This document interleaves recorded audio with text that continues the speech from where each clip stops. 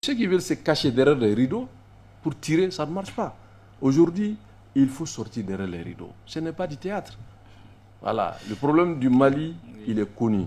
Quand on parle de l'insécurité, ce n'est pas le Mali seul qui est bité à l'insécurité. L'insécurité, c'est le Sahel.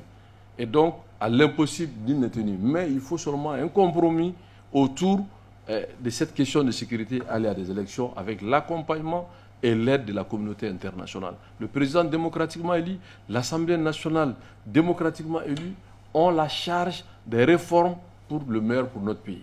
Ce qui est demandé à la transition, c'est de créer des conditions que ces élections soient transparentes, démocratiques. Tomber dans votre piège.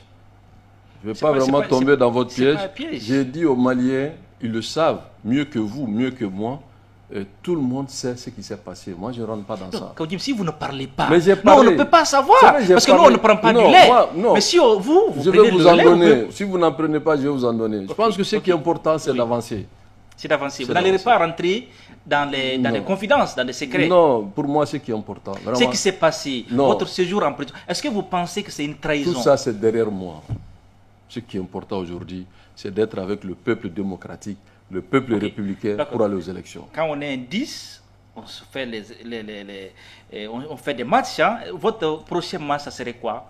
C'est ce que j'ai dit. Ça serait contre qui? Non, contre personne. Nous avons toujours dit, le Mali nous appartient tous. Okay. Nous pouvons avoir peut-être des approches différentes. Nous pensons que tous les Maliens aiment le Mali.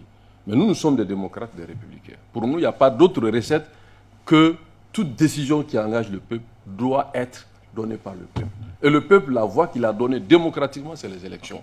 Si le 27 février, les élections ne sont pas tenues, qu'est-ce que vous allez faire, vous et vos alliés? Toutes les forces démocratiques, nous sommes déjà dans cette dynamique de ce qui doit être fait légalement sur le plan politique pour qu'il y ait des élections. Nous sommes dans la logique des élections. C'est vous qui parlez qu'il n'y aura pas des élections. Pourquoi il n'y aura pas des élections?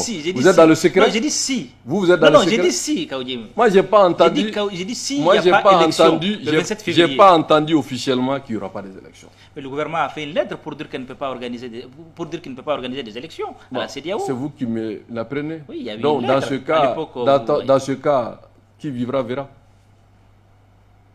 Vous n'allez pas jurer ce soir de ce qui va se passer, parce que vous avez l'habitude souvent de jurer, voilà, de citer des noms de Dieu pour vous prononcer ce soir, non? Je pense qu'aujourd'hui, ce qui est important, comme je l'ai dit, dans la cour des grands, il y a de la place pour ces grands messieurs, ces grandes femmes, qui sont des grands commis, qui ont été des grands ministres, certains même ont été des anciens ministres. Oui. Donc pour moi, quand vous êtes dans cette équipe, il y a aussi un autre langage, une autre démarche.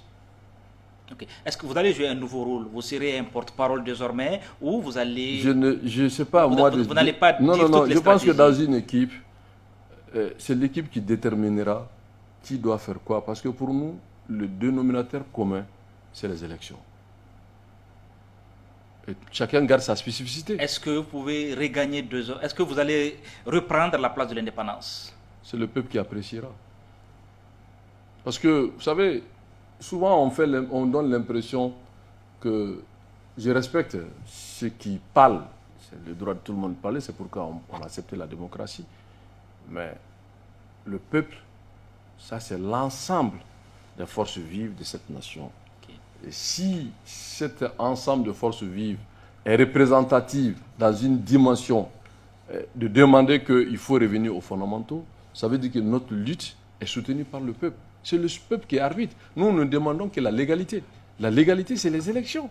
Parce qu'en dehors des élections, s'il n'est que le reste, ça, c'est vraiment une aventure. Et que nous n'allons pas aller à une aventure. Voilà que cette dynamique-là, qui doit être partagée, véhiculée et expliquée. Okay. Donc, cette pédagogie, nous allons, parce que nous avons quand même cette capacité d'analyse et aussi de communication.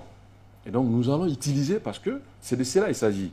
Parce que ce qui est important aujourd'hui, c'est de contribuer et d'être dans le camp de la solution. Et le camp de la solution, c'est de se réconcilier.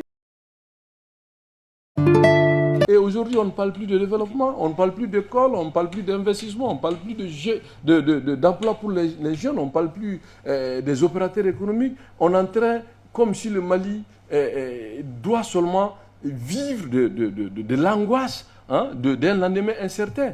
Et cela ne peut pas continuer. Donc pour sortir de ça, il faut sortir par des voies démocratiques. Okay. Je pense qu'aucun démocrate ne peut rejeter cette proposition. Le gouvernement propose les assises nationales de la refondation. Ces assises ont commencé ce matin. Quel est justement votre regard sur ce format, assises nationales de la refondation? C'est un non-événement. C'est un non-événement. Je ne vais même pas en parler. Ce qui compte pour nous, vraiment, c'est de se préparer pour les élections. Le reste, là, vraiment, pour moi, c'est vraiment, je ne vais même pas en parler. Les dates nationales de la refondation, non, je ne veux même pas en parler. C'est un non-événement. Non, c'est un non-événement. Pour nous, c'est vraiment un non-événement. La CEDEAO, les chefs d'État de la CEDEAO vont se retrouver demain à Abuja pour parler du Mali et de la Guinée. Est-ce que le sort du Mali vous inquiète? Je suis un Malien. Le sort du Mali m'a inquiété. C'est ce qui fait que je suis dans cette posture. C'est le sort du Mali qui a fait que je suis dans cette posture.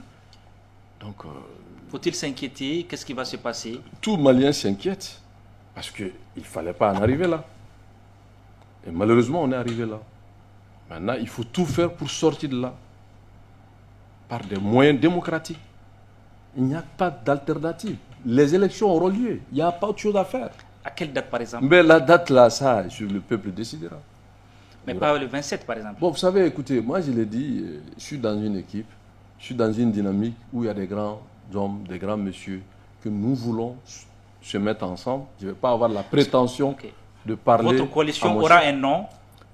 C'est cette dynamique qui déterminera le nom. En tout cas, il y aura forcément cette coalition.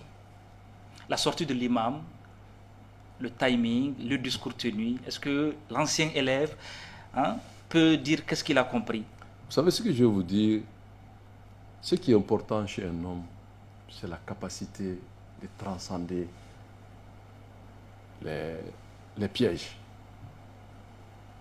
J'ai toujours dit qu'aujourd'hui, je suis le président de l'ACRT, Parti Faso Kawele, et que notre dynamique aujourd'hui, c'est toutes les forces qui partagent un dénominateur commun. C'est comment sortir notre pays de cette situation et revenir aux fondamentaux